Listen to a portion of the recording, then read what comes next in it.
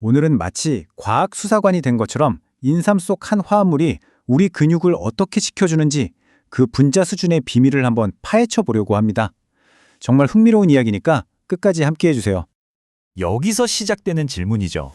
과연 수천 년 전부터 사용된 이 오래된 약재가 오늘날 우리가 겪고 있는 근육 손실이라는 아주 현대적인 문제를 해결할 열쇠가 될 수 있을까요? 우리가 마주한 문제는 바로 근익축증입니다. 간단히 말해서 나이가 들거나 아프거나 혹은 오랫동안 움직이지 않으면 근육이 빠지고 약해지는 현상인데요.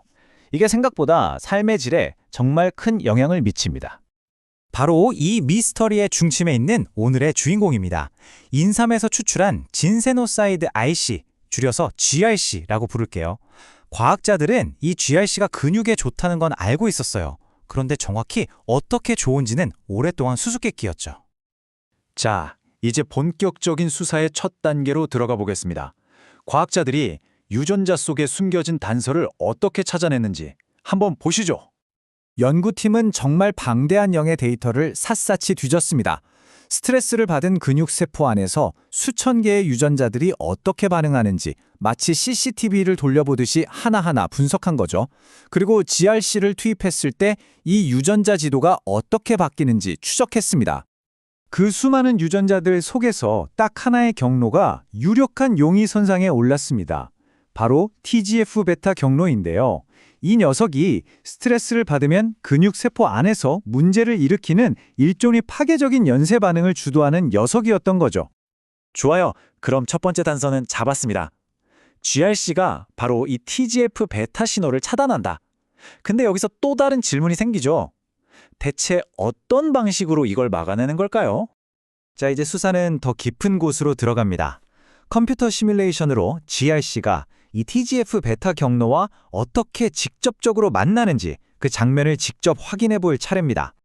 연구팀은 분자 도킹이라는 말하자면 디지털 범죄 현장 재구성 같은 기술을 썼습니다. 컴퓨터 안에서 3D 모델을 통해 GIC 분자가 TGF-베타 경로의 문지기 역할을 하는 단백질에 어떻게 딱 들어맞는지 시뮬레이션 해본 거죠. 바로 이 장면이 결정적인 순간입니다. 보이시죠? 마치 안 맞는 열쇠가 자물쇠에 꽉 껴서 아예 못 쓰게 만드는 것처럼 HGRC 분자가 TGBR1이라는 수용체, 그러니까 신호가 들어오는 문에 직접 달라붙어서 그 문을 그냥 봉쇄해버리는 겁니다. 이 결합이 얼마나 강력한지 보여주는 수치가 바로 마이너스 8,760kcal per 몰입니다. 이게 뭐냐면 결합력을 나타내는 점수 같은 건데요. 마이너스 값이 클수록 둘이 엄청나게 단단하게 붙는다는 뜻이에요. 이 정도면 이미 효과가 증명된 다른 강력한 억제제들과 거의 비슷한 수준입니다. 한마디로 GSRC가 정말 효과적으로 이 경로를 막는다는 확실한 물증인 셈이죠. 자, 주범을 잡았으니 이제 공범을 찾아야겠죠?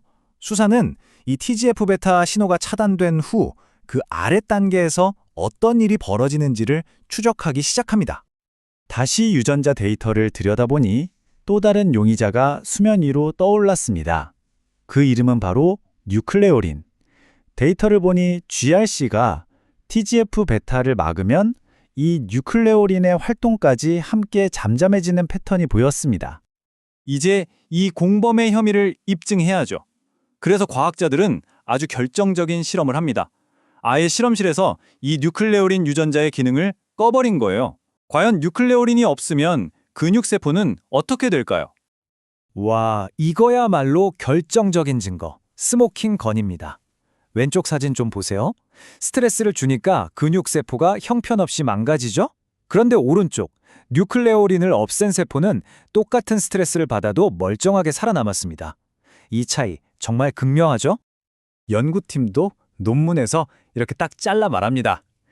이 결과는 뉴클레오린이 산화 스트레스로 인한 근육 파괴의 핵심적인 매개체임을 보여준다. 더 이상 무슨 설명이 필요하겠어요?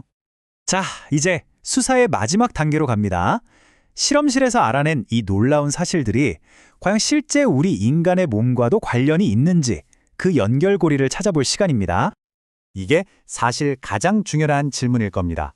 실험실에서 잡은 이 범인, 뉴클레오린이 실제 인간의 근손실이라는 사건 현장에서도 발견될까요? 이 그래프가 그 답을 명확하게 보여줍니다. 실제 사람의 근육 조직을 분석한 데이터인데요. 보세요. 젊고 건강한 사람에게 비해 나이든 건강한 사람에게서 뉴클레오린 수치가 더 높고요. 특히 근감소증을 앓고 있는 노인에게서는 그 수치가 가장 높게 나타났습니다. 패턴이 아주 명확하죠? 이로써 모든 게 분명해졌습니다. 실험실에서 찾아낸 바로 그 공범이 실제 인간의 근손실이라는 범죄 현장에서도 똑같이 발견된 거죠. 다시 말해 이 모든 연구 결과가 우리 인간에게도 아주 큰 의미가 있다는 뜻입니다. 자, 이제 흩어져 있던 모든 퍼즐 조각이 맞춰졌습니다. 지금까지 우리가 밝혀낸 모든 과정을 정리하면서 이 사건을 마무리 짓도록 하죠. 이 그림 하나로 모든 게 설명됩니다. 아주 간단해요. 인삼 성분인 GRC가 TGF-β 수용체라는 문을 잠가버립니다. 그러면 뉴클레오린이라는 공범이 날뛸 수가 없게 되고 결국 우리 근육은 파괴적인 스트레스로부터 안전하게 보호되는 거죠.